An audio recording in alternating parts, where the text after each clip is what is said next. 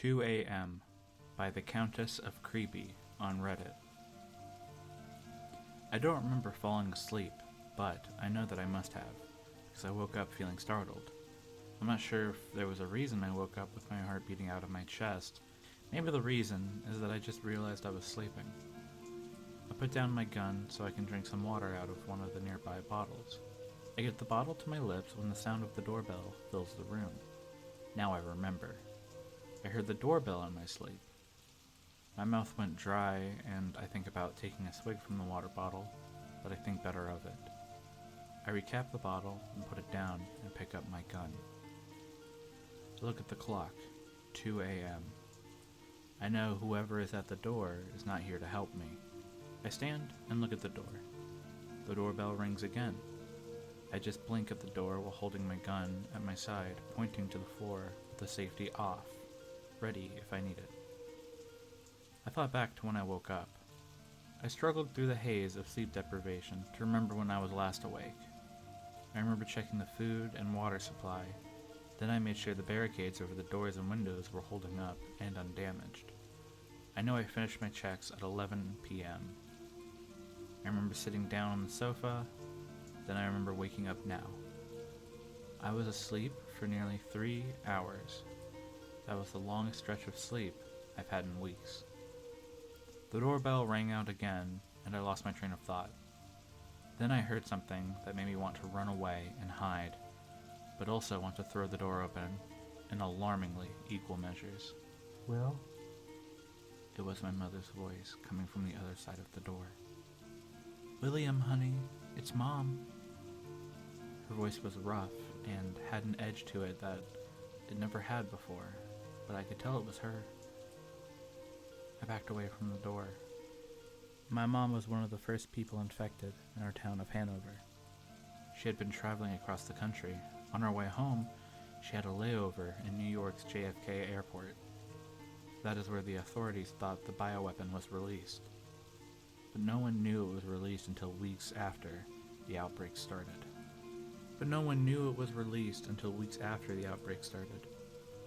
My mom started to feel sick days after arriving home from her trip. We had no idea that what she came down with was so serious. The local doctors were confused about what was wrong with her. Then the news of the outbreaks hit the national and local news.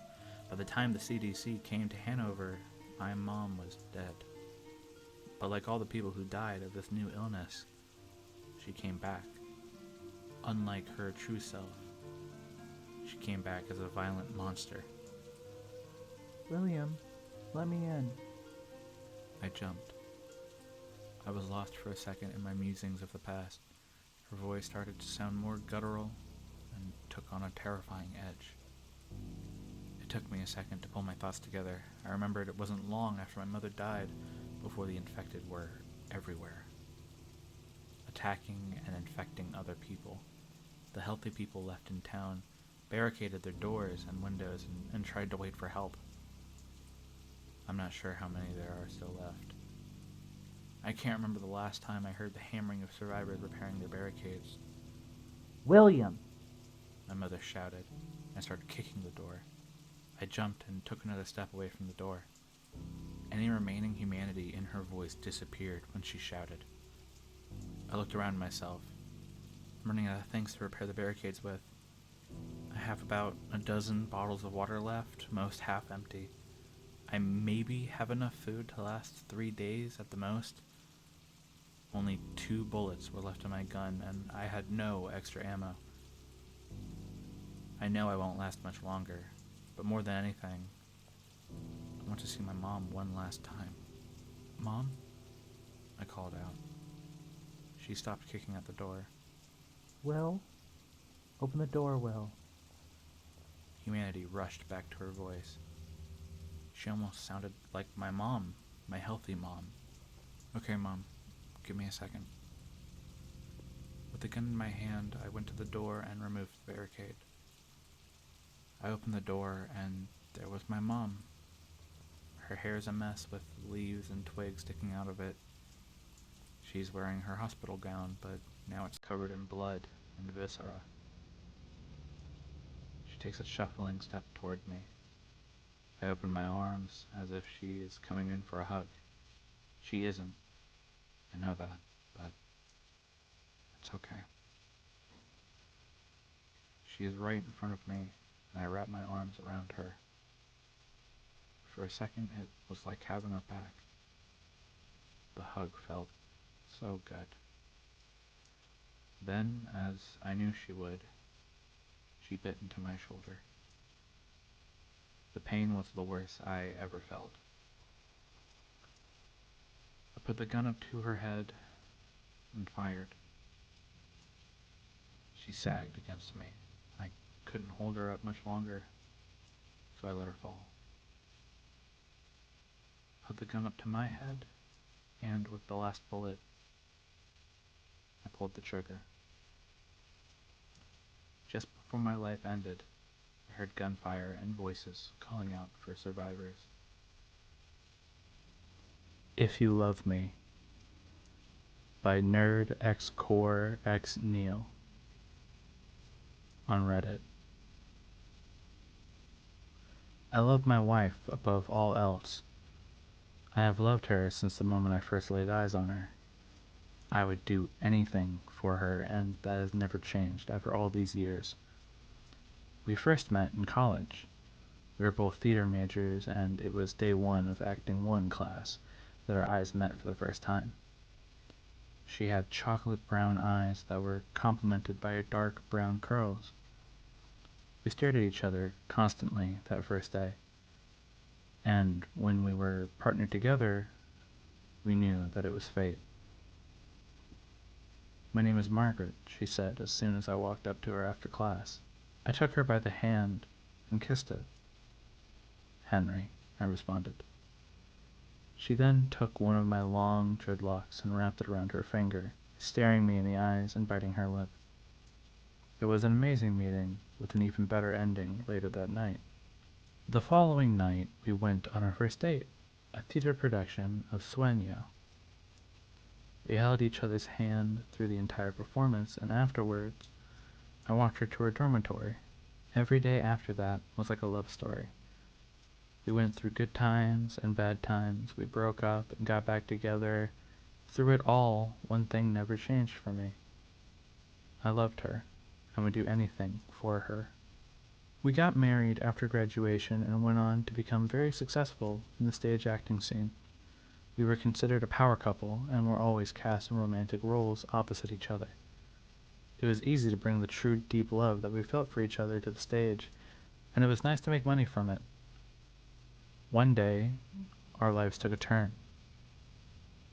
We had just finished a successful performance of the stage play The Clean House when we were approached by a member of the audience. That was an amazing performance, he said, a creepy English accent behind his words. Why, thank you. You're sweet, said Margaret, gripping my hand. I could tell this guy had creeped her out. But being a talented actress, she was able to put on a nice front. I've been watching you two for a very long time, he continued, his pale blue eyes staring into Margaret. I am very much a fan of your work. Every performance is riveting, and I can tell that you put true passion into your exchanges. You two must truly love each other. We do, I said, stepping slightly in front of Margaret. We love each other very much. I would do anything for her. I looked at her, and she gave me that beautiful smile of hers. That warms my heart to hear, he said, as he put his arms behind his back and looked into the night sky. True love is a valuable gift that is often taken for granted. If you're not careful, you can easily lose it forever. And it can never be replaced, no matter how hard you try. He then looked at me, and I could see just how disturbing his pale blue eyes were. Hold on to that gift. Cherish it forever. He began to walk away before I asked the question that had been bothering me since we met. Who are you? I yelled. He stopped and turned his head. Your biggest fan, he answered. He then walked away. Margaret and I looked at each other, baffled at what had just taken place. Later that night, we were sitting on our couch, watching a movie, when suddenly there was a knock at the door. Wonder who that could be, said Margaret, as she got up to see who it was. She looked at the peephole and froze in place before taking a single step back and opening the door. Standing just outside the door was the same man we had talked to earlier that night. He stood there with his arms behind him, his pale blue eyes shining like the moon. Honey, I said, standing up from the couch to join Margaret at the door. Please, come in, Margaret said to the man, to my shock. What are you doing? I yelled, running to get to the door. The man stepped inside before I got there and began to stroke her face. When I finally got to them, I threw my fist and connected with his face, knocking him back outside. I quickly slammed the door and locked it. I turned to Margaret, who was in some sort of trance. I tried to snap her out of it. Margaret, I yelled, shaking her. Margaret, wake up. There was nothing I could do to get her to respond. I shook her. I even slapped her. I splashed water in her face. Nothing would work. Suddenly, the lights in the house went out. I looked around until I saw the silhouette of a man standing outside our living room window. I blinked and it was gone. I began to panic and ran to the gun safe in our bedroom. Despite being theater nerds, we were very well trained in self-defense and firearms. We could each hold our own if our lives were in danger, and if there was ever a time to put that training to use, it was now. When I got back to the living room, I immediately raised my weapon. There stood the strange man, holding Margaret by the face. Let go of her, motherfucker, I yelled, aiming for his head. He looked at me, and the only thing I could see in the darkness was glowing red eyes. He then turned his head to Margaret, and I fired, hitting him directly in the head. He fell to the ground hard, and I ran over. Margaret fell over too, but I caught her before she hit the ground.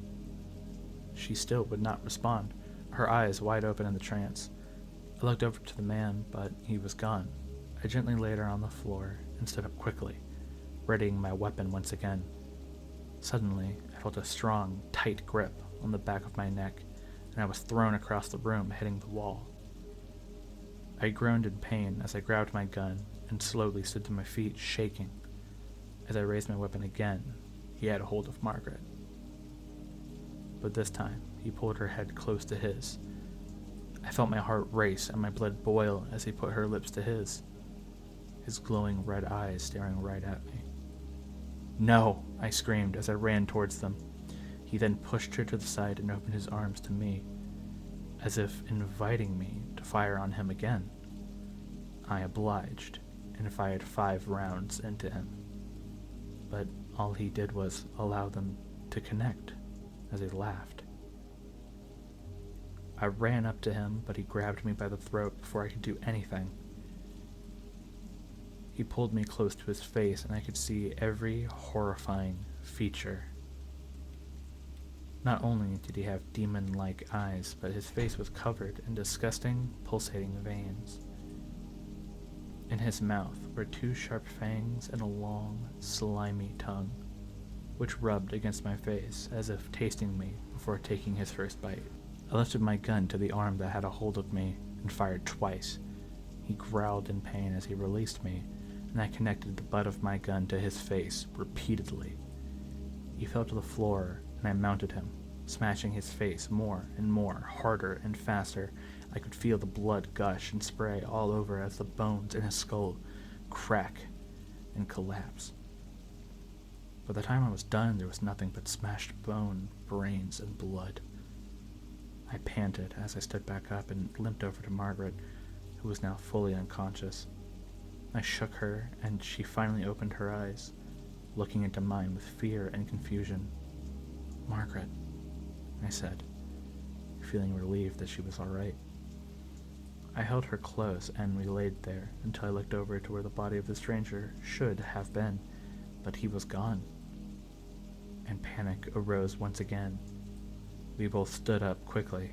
I turned to face Margaret and screamed when I saw him standing behind her, still in the process of regenerating his face. Before I had a chance to react, he sunk his fangs deep into Margaret's neck. She screamed in pain as I screamed in rage, hitting the monster in the skull once again with my gun. I felt bone crack again as he released her. Again, I mounted him and went to work. Growing exhausted the longer it went, I knew this wouldn't last, as he would surely regenerate again.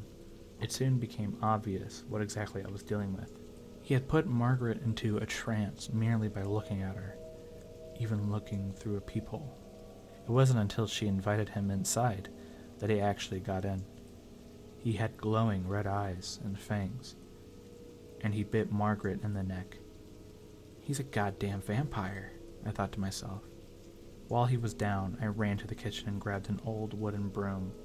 I broke it in half and ran back to the body, where I rammed it as hard as I could directly into his heart. The body began to convulse and flail its arms and legs all over. Suddenly, it stopped and went completely limp before melting away into deep red blood and other disgusting fluids. After catching my breath, I slowly turned my attention to Margaret. She sat there in the darkness, legs folded and upper torso full erect.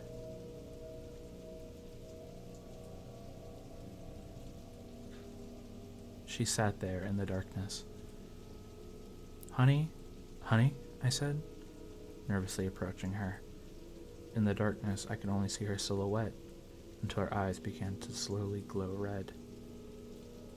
There was only one thing I could think of to do. I love my wife.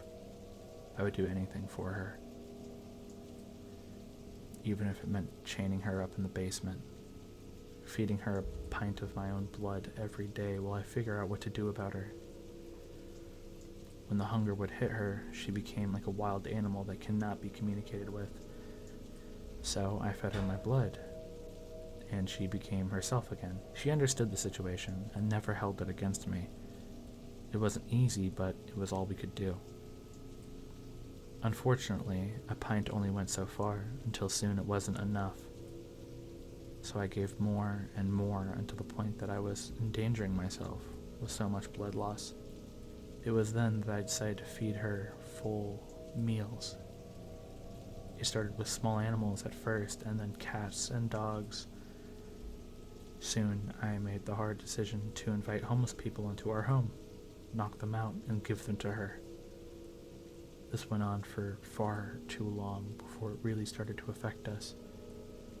She felt like a monster. And I did as well.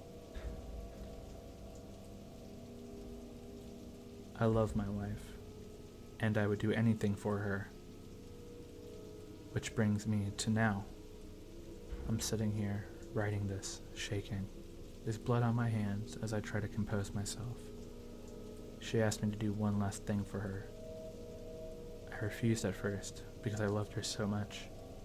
"If you love me," she began, looking me deep in my eyes, her now pale blues not blinking, "you will do this."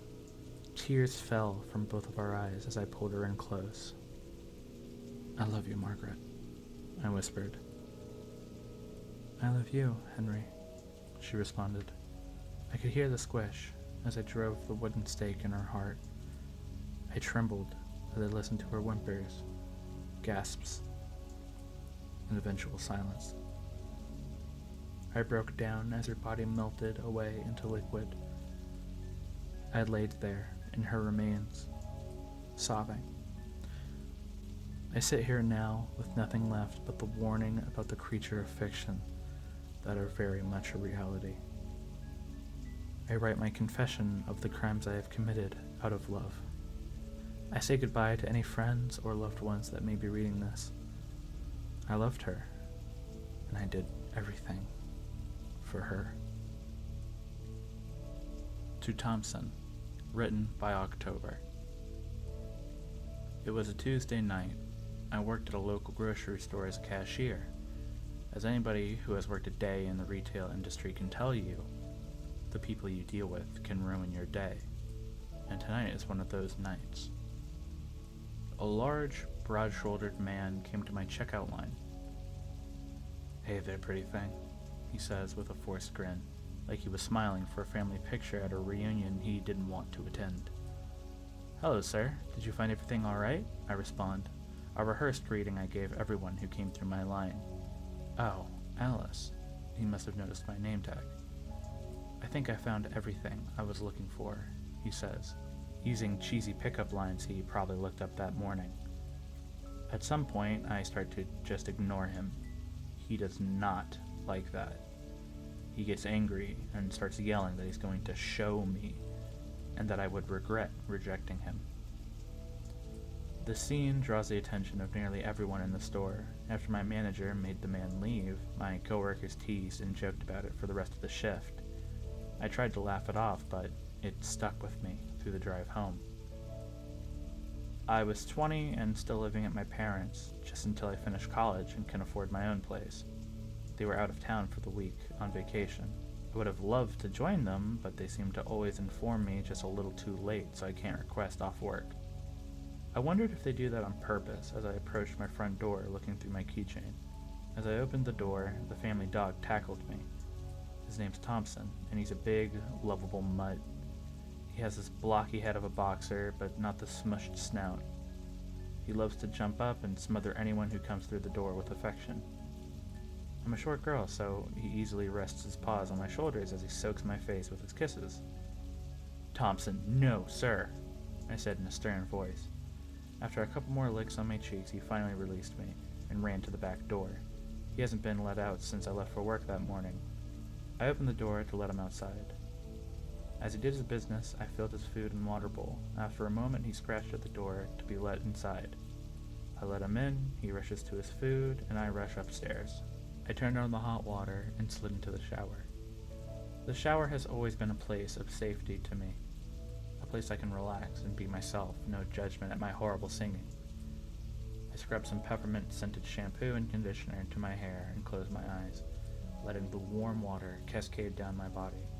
A deep sense of peace entered my mind, like a slowly rising tide. I opened my eyes and the peace evaporated. There was a shadow.